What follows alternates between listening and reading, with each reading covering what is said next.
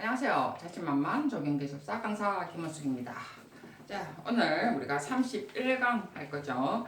자, 도면 어디서, 이 자료 어디서 찾느냐라고 하시는 분 아직도 계시죠? 우리가 지금 이 내용이, 구독하시는 분에 한해서 지금 돼 있죠. 그죠? 물론 구독 안 하시는 분은 좀, 그냥 아무렇게나, 툭툭툭툭 티 나오죠. 저도 한번 찾아보니까 그렇더라고요. 그냥 이 많이 순서, 구독이 아니고 뭐죠? 이게 많이 들어간 대로 이렇게 순서대로 알아서 나오는데, 구독을 하시면 여러분들이 원하는 대로 이렇게 들어갈 수가 있죠. 여기에 보면 구독하시는 분들은 찾아보기가 해서 구독 눌린 데서 우리가 구독 쪽으로 눌려보면 찾아보기가 나와요. 찾아보기 오른쪽에 나오면 그쪽에서 들어가 보면 재생 목록이 나와요. 재생 목록에 들어가서 보면은요, 우리가 지금 재생 목록에서 들어가서 보면은 실력 다지기가 나옵니다. 지금 하고 있는 강의가 실력 다지기 쪽에 들어가서 보면 그 앞에 계속 나와 있던 게 실력 다지기에 쭉 내용도 있고, 그 다음에 지금 하고 있는 강의는 접이라고 적혀 있어요. 우리가 접근법이죠. 계획에 접근하면서 내용이기 때문에 계획의 접근법에 지금 1에서부터 지금 계속 들어오고 있습니다. 그죠? 지금 우리가 계획의 접근법에 지금 30강까지 했죠? 지금은 31이고요. 그리고 이 강의 어떤 자료 이런 것은 지금 접근법의 17강에 뒤져보면 나옵니다. 그리고 앞에 어떤 것은 제가 이 밑으로 쭉 내려보면은 자료 찾기가 지금 밑에 적혀 있어요. 근데 어떤 거는 제가 또 안 적어 놓는 경우도 있죠. 노트북에서 제가 이렇게 정리를 할 때는 그거를 복사해서 넣을 수 있는데, 핸드폰으로 제목을 넣을 때는 잘 이렇게 복사해서 하기가 굉장히 좀 번거로워서 안 넣는데, 여러분들이 자료는 17강 들어가 보면 있고요. 그래서 실력 따지기로 재생 목록에 들어가면 나와 있습니다. 그리고 또 어떤 분들은요, 그러니까 밴드의 자신만만 조경기술사에 또 공유를 또 원하시는 분들이 계시더라고요. 제가 밴드에는 제가 잘 안 하거든요. 왜냐하면 제가 지금 블로그도 있고, 그래서 그냥 밴드를 만들어 놨는데, 다른 목적으로 사실은 만들긴 만들었어요. 여러분들이 자유롭게 답지라든지 이런 것도 서로 상호 간에 어떤 연결을 위해서 했긴 했는데 잘 제가 쓰진 않아요. 근데 여러분들이 이렇게 올려놓으신 분들이 있더라고요. 그래서 그걸 좀 활성화 저도 하려고 하는데 잘 활성화는 잘 안 되고는 있습니다. 왜냐하면 제가 참여를 좀 해야 되는데 제가 참여할 만큼 그렇게 아직은 시간이 많진 않아서, 근데 여러분들이 좀 내용들을 좀 자료나 넣으시면은 제가 참여는 하도록 하겠습니다. 어쨌든 지금 밴드도 있긴 있어요. 근데 어쨌든 전 활성화는 못 시키고 있습니다. 근데 여러분이 조금 활성화를 시키면 저도 아무래도 여러분이 많이 모여 있는 곳에 제가 들어가게 되겠죠. 그죠? 자, 누가 또 들어와서 또 자료를 이렇게 뭐 올리고 하시더라고요. 그리고, 제 관련된 책이 아니더라도, 상관이 없어요. 여러분들이 어떤 책을 봤을 때 이런 부분에 이런 게 있더라라든지 그런 것을 좀 자유롭게 어디선가 그렇게 못 하잖아요. 그죠?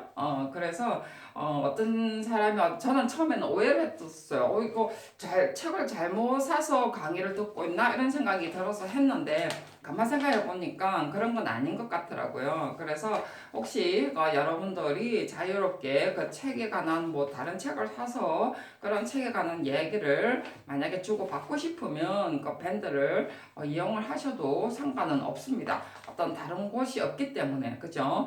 그래서 거기에 대한 책도 뭐 저도 알고 싶으니까, 그래서 여러분들이 자유롭게 이용을 하셔도 상관이 없어요. 자, 오늘 이제 우리가 31강, 우리가 조선시대 구조물 표현 기법에 관한 내용을 할 건데요. 그 전에 제가 한양의 위치 제가 좀 찾아봤어요.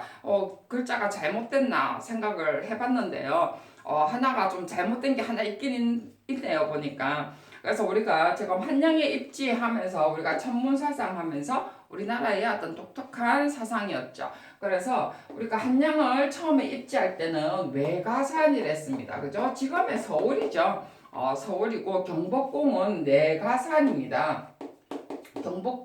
외가산은 지금 서울의 어떤 입지고요. 한양이라는 것이 지금 서울의 어떤 입지고요. 내가산은 지금 경복궁의 입지입니다. 뭐 청와대가 약간 그 밑에 있죠. 그죠? 자, 그래서 우리가 내가산은 지금 북한산이죠.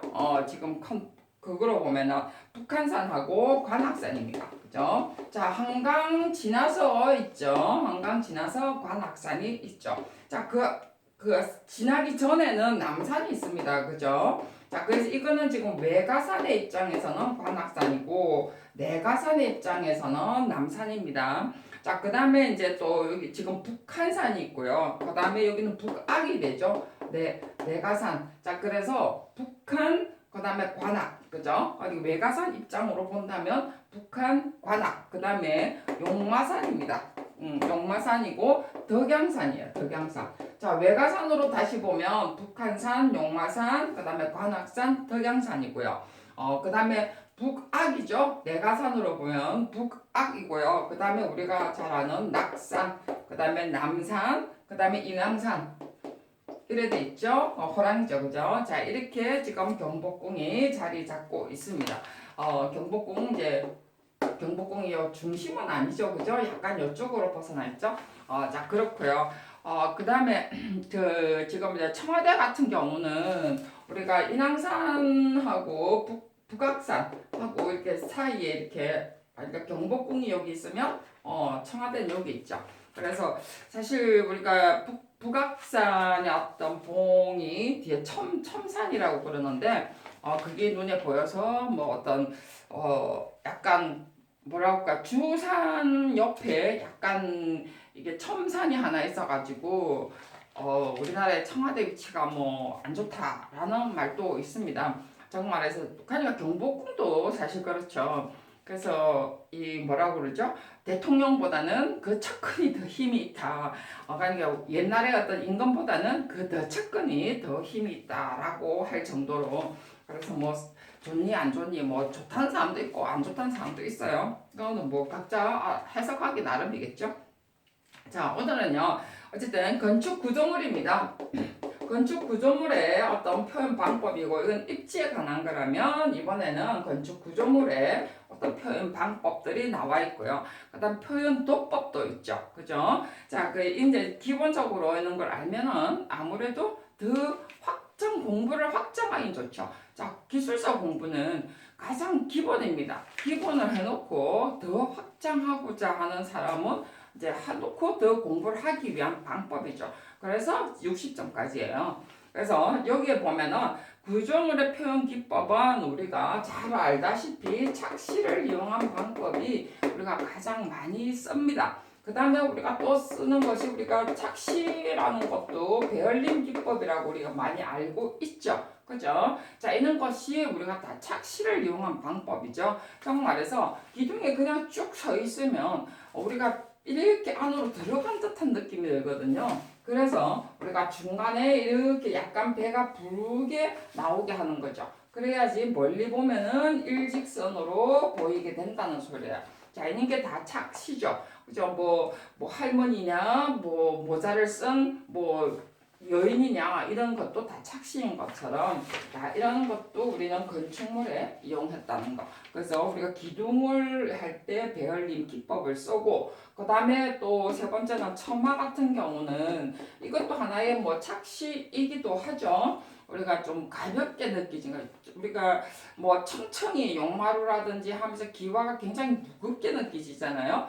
그래서 우리가 날림 듯한 느낌을 딱 든다든지 이렇게 쭉 낸다든지 그죠? 그래서 이런 게 아주 가볍게 보이게 하기 위해서 어떤 처마의 기법을 쓴다든지 뭐 이런 것도 하나의 우리가 무게감을 줄이기 위해서 곡선을 윤곽선을 사용한 게 이거 굉장히 여러분 볼 때는 쉬운 것 같지만은 저도 그 사찰에 한번 가보면은요 굉장히 긴 처마인데도 불구하고 저 어떻게 저렇게 날림을 했을까? 정말 끝과 저쪽의 축이 정말 다른 걸 보고 어쩔 때는 저도 감탄을 합니다. 그래서 이렇게 보면은 옆에서 쭉 보면 긴 처마인데도 불구하고 끝은 이렇고요. 뒤쪽으로 보면 이렇게 쭉 나와 있죠.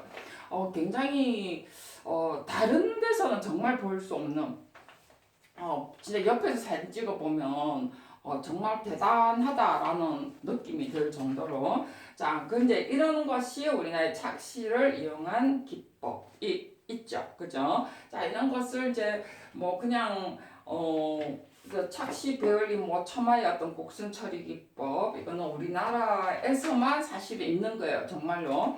자, 그 다음에 이제 또 외부 공간 구성 또 우리가 이거는 건축물의 어떠한 설계 기법을 말한다면 외부 공간 우리는 뭐 건축물보다는 외부 공간 구성 기법이 사실은 굉장히 중요하죠, 그죠? 그래서 우리가 많이 있습니다. 뭐 허가 어떻고 공이 어떻고 이런 말도 쓰는데 우리가 제일 크게는 비례미와 중용이죠, 그죠? 저는 우리 나라에 대한 어떤 건축물이나 공간 구성을 보면 실제로 이런 것이 굉장히 많이 보여요. 우리가 사찰에도 어떤 공간 구성이 있고요. 그 다음에 민가도 있고요. 우리가 기본적으로, 앞에 우리가 지금, 우리나라의 어떠한 전통의 부분을 공부하는 것은 실제로 이런 것을 가지고 우리가 어떻게 계획에 적용을 할 거냐 이러는 거죠, 그죠? 그래서 건축물은 물론 이제 건축사들이 하는 부분도 있지만 우리 적용에서는 외부 공간의 어떠한 한국의 개념을 집어넣는 거잖아요, 그죠? 정말 눈에 보이지 않는 부분을 계획에 집어넣는 겁니다. 그렇기 때문에 그냥 아무렇게나 집어넣진 않죠. 그런데 이제 이런 것을 공부함으로 인해 가지고 실제로 계획에 눈에 보이진 않아요. 어찌 보면은 그죠? 그렇지만 그게 편하고 불편함의 정말 한끗 차이라는 거죠. 제가 글을 쓸 때도 한끗 차이라는 것을 굉장히 강조하는데 뭐 그런 그것도 있죠. 선전도 뭐 1년 써도 뭐 그 금방 써도 10년 된 옷, 그 다음에 10년을 해도 금방 산 옷 이런 느낌인 것처럼 정말 그 한 끗 차이가 명품을 만든다라는 말도 있듯이 그 설계의 그 한 끗 차이가 정말 사람의 불편함이 있느냐 없느냐 그리고 편안함을 느끼느냐 안 느끼느냐 이런 것의 차이가 있죠. 그 다음에 뭐 10년을 해도 우리가 정말 불편함이 없이 사용하는 공간이 있는 것처럼 그래서 이게 비례미라든지 중용미가 그래서 저는 굉장히 중요한 것 같아요. 그래서 비례미라는 것이 말 그대로 휴먼 스케일이죠. 공간의 휴먼 스케일에 관한 내용들이 있느냐 없느냐예요. 실제로 그 휴먼 스케일의 공간이 점점 커지고 작아지고 하는 부분들이 굉장히 중요시한다는 거죠, 우리나라에는. 그래서 실제로는 민가도 민가지만은 우리가 궁궐이라든지 이런 공간도 보면은요 굉장히 그런 곳이 잘 적용되어 있습니다.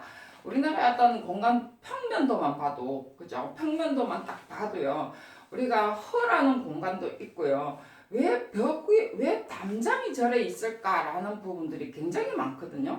민가도 그냥 일반 한 채 공간이 마당 하나만 있는 곳 말고 기본적으로 우리가 중정이 있다든지 이런 곳에 뭐 한 중산층의 집만 보더라도 담장으로 공간을 구분을 해놨어요. 근데 담장도 높은 담장이 아니죠. 중국과 다른 담장의 형태입니다. 근데 그 담장이 별로 필요 없는 곳인데도 불구하고 담장이 있다는 거죠. 높은 담장도 아니고 보통 이렇게 우리가 이 까치발하고 쳐다보면 공간이 보인다는 거죠. 그런데도 불구하고 담장의 공간이 있다는 거죠. 근데 그 공간을 왜 했을까라는 느낌이 든다는 거예요. 그래서 이런 것은 전부 다 어떤 비례나 중용의 어떤 개념들이 굉장히 공간에 많이 돼 있다는 거예요. 그래서 우리가 있는 게 전부 다 휴먼 스케일로 돼 있는 겁니다. 그래서 외부 공간이 우리가 말 그대로요. 여기에 보면 공통성, 자연지세에 했지만은 우리가 변화와 규모의 융통성을 주기 위해서 이런 것을 부여를 했다는 거죠. 그런 것이 우리가 비례미와 중용미라고 하는데요. 여기에 이제 그 밑에 비례미가 뭐고 그러면 중용미가 뭐라는 거죠. 이런 단어들을 우리가 말 그대로 단어 하나하나만 따지지 마시고, 그리고 말 그대로 이거는 현대에 와서 우리가 이런 단어를 그냥 집어넣은 거죠. 그죠? 뭐 그 당시에 만들 때 이거는 비례미입니다, 이거는 중용미입니다, 이렇게 따지면서 하진 않았다는 거예요. 현대에 와서 우리가 이런 단어를 만들어서 이거는 비례다, 이거는 우리가 중용이다, 이런 개념으로 갔을 뿐이죠. 그렇기 때문에 그 공간에 너무 여러분들이 이는 단어를 막 외우려고 하지 말고, 이 자연스럽게 우리나라의 용어로서 사용을 해서 계획이나 우리가 시험 칠 때 자연스럽게 나와야 되는 거라는 거죠. 시간이 다 돼가지고 자꾸 제가 지금 시간을 보고 있습니다. 그래서 잠깐 이제 비례미와 중용미가 뭔가를 보고 이제 끝낼 건데요. 그래서 외부 공간에 할 때, 연결할 때 우리가 비례미는 우리가 휴먼 스케일입니다. 실제로 한마디로 하면. 자, 그랬는데 어떻게 비례미가 적용이 돼 있느냐 하면요. 우리가 가까이 갈수록 점점 세밀하게 보이게 돼 있다는 거죠. 그래서 우리가 건정전이라든지 아니면 주요 공간, 사찰에 가면은 대웅전 이런 곳에 가면은 처음에는 퍼져 있다가 점점 갈수록 긴장돼야 되겠죠. 그죠? 긴장이 된다는 건 뭐죠? 그만큼 섬세하게 보인다는 거예요. 그래서 처음부터 막 섬세하게 보이는 것이 아니고, 처음에는 큰 스케일, 크게 어떤 전체 아웃라인을 보일 수 있도록 했다가 점점 갈수록 공간 자체가 좁아지도록 돼 있다는 거죠. 그러면서 단장을 친다든지, 그 다음에 그쪽으로 한 곳으로 집중하도록 만들어져 있다는 거죠. 그래서 우리가 그런 비례 관계를 성립을 해놨습니다. 휴먼 스케일은 뭐 한 손에 잡히는 게 아니고 그 비례 몸 안에 규모로 점점 나눠진다는 개념이죠. 그죠? 자, 그래서 연결함에 있어서 이렇게 어둠과 우리가 밝음을 적절히 이용을 했고, 그 다음에 규모라든지, 그 다음에 시각의 형태에 따라서 우리가 진짜 그 휴먼 스케일은 뭐예요? 몸만 비례가 되는 것이 아니고 시각이라든지 촉각이라든지 이런 걸 다 같이 이용을 했다는 거죠. 그리고 진짜 밝음과 어둠까지 우리가 이런 것을 다 이용을 했다는 거예요. 그래서 휴먼 스케일이라는 것이 꼭 우리가 발매까지를 이야기하는 것이 아니고, 말 그대로 내가 느낄 수 있는 공간, 그 다음에 섬세함의 공간, 밝음과 어둠의, 그 다음에 중간 톤의 공간, 이런 것을 점점 공간의 어떤 중요도에 따라서 나눠져 있다라는 거예요. 그게 비례미이고, 그 다음에 우리가 중용이라는 개념을 가지고 있습니다. 그래서 우리가 어찌 보면은 전이 공간이라고도 하죠. 그죠? 중용이라는 것은 꼭 전이 공간을 뒀다는 거예요. 그래서 그런 공간을 두기 위해서 또 하나의 담장을 가지고 중용을 뒀다는 거죠. 자, 그래서 여러분들이 이런 걸 보면서 우리가 그 어떤 궁전을 보든, 그 다음에 그 다른 우리나라의 전통 어떠한 명성으로 지정되어 있는 곳을 보면, 평면도, 그죠? 나가서 볼 수는 없다 하지만은 평면들을 볼 때 이런 곳을 보면서 여러분들이 공간 분석을 해줘야 된다는 거죠. 그래야만이 여러분이 뭐 유네스코 지정, 그 다음에 앞에 명성 지정 이런 곳에 관해서 답을 이렇게 쓸 수가 있다는 거예요. 그래서 우리가 가장 조경의 장점이 뭡니까? 눈으로 보고 마음으로 느껴서 그거를 논술로 표현하는 방법이죠. 그게 적용 기술사의 답이라는 겁니다. 자, 여기까지 하고요. 다음 시간에는 조선시대 표현 도법입니다. 글로 표현하는 게 아니고 이번에는 도면으로 어떻게 표현이 되어 있는가를 가지고 여러분과 함께 하도록 하겠습니다. 수고하셨습니다.